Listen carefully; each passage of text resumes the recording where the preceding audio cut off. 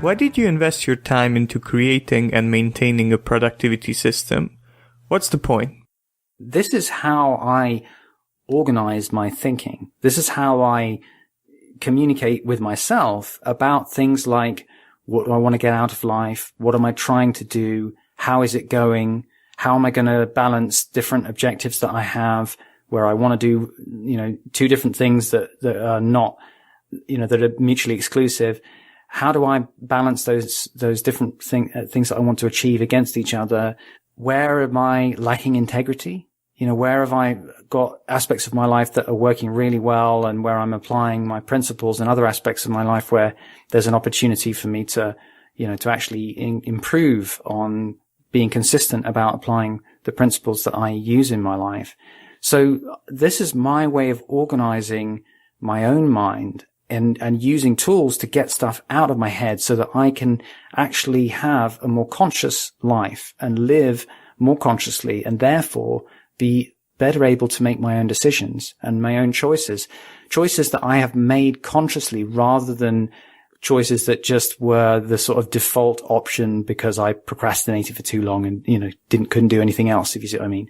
This is how I actually make my life as voluntary as possible, make it most directed by what I want and most towards my own purpose in life. So it's that important to me. How do you start your own productivity system? What basic components do you need?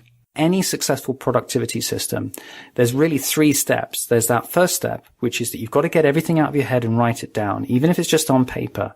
So that includes ideas I might have about projects I might do someday, maybe, and it includes the tasks that I have on, as you say, writing a book, and it includes errands like getting the milk. And then the second step is you have to review it regularly. You have to find a way to look at what you've written down, so that rather than just writing down some great idea in a notebook that goes on your shelf and you forget all about it, you have some regular way of reviewing the stuff that gets out of your head, so that you know what it is that you're working on, and then you can change and adjust, your list of to-do items or whatever way that you have working. So that's the second step, is reviewing. And the third step is really finding a way to organize this in a system that you trust. And that means that when you write things down, you're going to come back and look at it. You're going to see it when you need to. You're going to have the information to hand whenever you need it. Does an organized productivity system reduce creativity? The funny thing is that a lot of the stuff to do with productivity systems is about really trivial stuff. Like you mentioned before, remembering that you need to buy milk or something like that. It's about this really trivial stuff. So it can feel, when you're thinking about these systems, how am I going to remember which errands I need to run, and that kind of question, it can feel like you're dealing with trivial matters, and not your highest purpose in life. But the way to think about it is that when you don't deal with all of that trivial stuff, you just carry it around in your head, and it just clutters up your brain, your mind, so that you're not able to think about those higher purposes that you have in life. And so what you're doing is getting that stuff out of your head so that you free up your creativity in order to achieve the things that are truly meaningful to you. Does it mainly benefit very busy, overscheduled people? What about people with less complicated lives? If I had a life where I really just did one thing, like let's say I was a musician and I just played guitar all day or something, and that was both my job and my passion and everything else, then, you can still get into flow and you can still really enjoy doing one thing, but you're still going to have to get the milk and you're still going to have to do all those other things to just keep yourself going.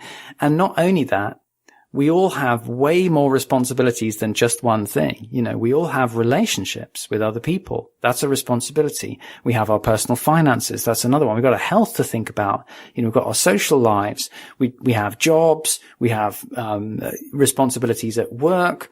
There are side projects that we want to do. There are future plans that we want to achieve. So you pile all of those things together And then you need a way to organize all of that stuff. And that's really where productivity systems of getting things out of your head come into play. Some people have tried but couldn't stick to their productivity system. What is your advice to them?